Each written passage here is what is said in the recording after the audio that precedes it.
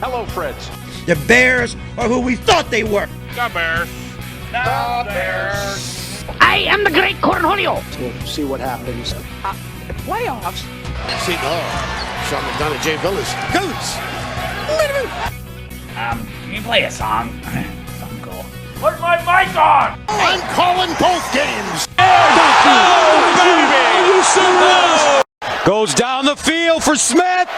Oh, he got it! Seattle. We're getting ready for Cincinnati. I do want to get to what I mentioned a little bit earlier, and that is how people will dive into, the training camp and the OTAs and the workouts and the practice and this and that, and they want to know what that means for the season. And it's the conversation has come up between my roommates and I, some coworkers and I. They always say, Tom Brady didn't go to training camp and he hasn't been at practice, and Daniel Jones, those videos not looking too good, and Trayvon Diggs is getting burnt by McDonald's employees. Oh, who knows? Like, this isn't looking very good. And Lamar Jackson, is he gonna get paid? Oh, he hasn't. He didn't go to the voluntary workouts. And all that stuff. And I get it. You want to know, what's this going to mean for the season? Is Trayvon Diggs going to get cooked all season long? Is Daniel Jones going to look this bad in the regular season? Is Tom Brady, upset with the Bucks? What's going on there? Lamar Jackson, is he going to get paid? Is he going to request a trade? I get it. I get it. You hear all this stuff and it gets you antsy for the season because you're so excited for week 1 kickoff, and you hear all these big storylines and you want to know what's going to happen, and I get it. But as I said earlier, to me at least, none of that matters. I could care less. No, I couldn't care less what any of this means until toe touches leather and we've kicked off week 1. Because, let's be honest.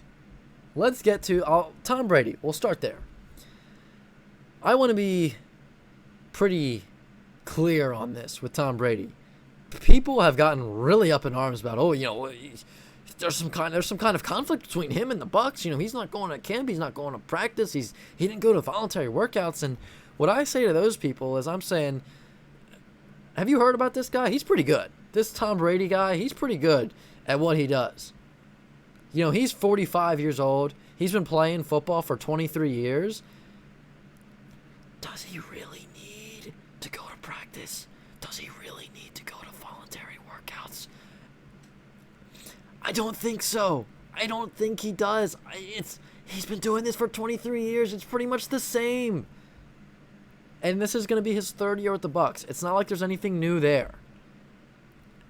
Okay, you have a new coach, but it's a guy who's been in the system before, like he was there the past couple of years. It means nothing. It doesn't matter. I don't care. Tom Brady, he didn't go to practice. I don't care. Great. That's awesome. Okay, whatever. Fine. It doesn't matter. Tom Brady's going to come week 1, and if he plays, which he most likely will, if he plays, he's going to be just as good as he has been the past 23 years. Missing some practice, it doesn't matter. I don't care. So those are my thoughts on that. Lamar Jackson getting paid. I mean, how many times does he have to answer this question? I mean, they ask him about it all the time. And people, they ask him, and he said time and time again, hey, I'm not too worried about it. I just want to go out and play football this season. He wants to win. He wants to go out and he wants to win. He wants to go out and get the job done this season. His main concern right now is football. His main concern right now is going onto the field and leading the Ravens to a successful season. He said it himself, not once, not twice, not 3 times, probably not 4 times. He said it, I don't know how many times. And yet, time after time, you wake up and you turn on all those big shows on ESPN, and they're talking about it every single day. You know why? Because they have nothing else to talk about. So they go at this day after day after day. Lamar Jackson said it himself. All he wants to do right now, all he's focused on is the upcoming season for the Ravens. This contract hold out, hold in, all these other new terms that are being brought up, it's silly. It is silly. Enough. The Lamar Jackson contract thing, it's going to get resolved one way or another eventually. People are making it seem like, it has to get done before week 1. No, it doesn't. It does not. So as far as I'm concerned, if it's not a problem that, is going to have a huge impact on week 1 of the season, I don't care. It doesn't matter to me.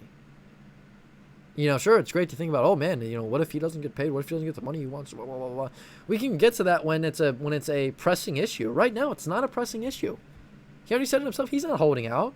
He's not saying he's not going to play until he gets the money he wants. He's never said any of that. So I don't get where the whole stress on the situation is coming from. Let it go. It doesn't matter. All right? Daniel Jones, sure, Daniel Jones and Trayvon Diggs have not looked great in these, in these practices and training camp and all that stuff. And, okay, fine. People are putting so much emphasis on it. And it's like,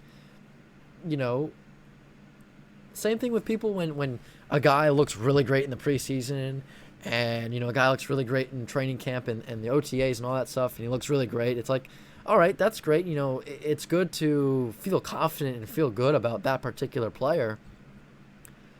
But that doesn't mean anything. He's going up against, he's not like he's going up against the cream of the crop in preseason games and in workouts and all that stuff. And if he is, he's going up against his own guys in practice and training camp and all that stuff. So for me, you can only put so much emphasis. You can say, yeah, he's looking good. Yeah, he's not looking great so far. But you can't say, oh, Trayvon Diggs got roasted by that one guy, got toasted by that one guy, so, he's going to have a terrible season. Huh? Excuse me? Where did a few bad days at practice turn into, oh, he's just going to have a terrible season? Give the guy a chance. Let them play an actual game before you make any kind of speculation on what's going to happen this season. And that's where I stand on it.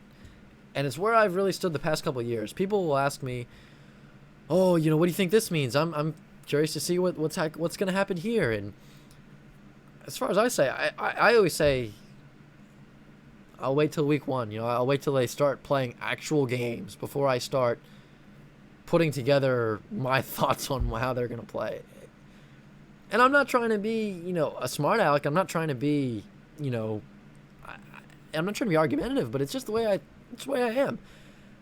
I don't think you can really put too much emphasis on these preseason workouts and games and OTAs and camp and all that.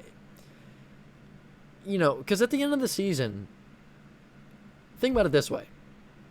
At the end of an NFL season, how many times do we look at a player who had a bad season, and how many times do we say, oh, he had a bad season, and you know why? It's because he got roasted on that one play in training camp before the season started. Nah, that's silly. It is absurd. Nobody says that. Nobody goes at the end of the season. Nobody says, well, you know why he had a bad season? Because he didn't look very good at training camp. He didn't look very good in OTAs. He didn't look very good in the preseason. I've never heard anybody say that. Okay, so that's why I say, as far as I'm concerned, preseason, OTAs, training camp, it means, if anything, it means very little.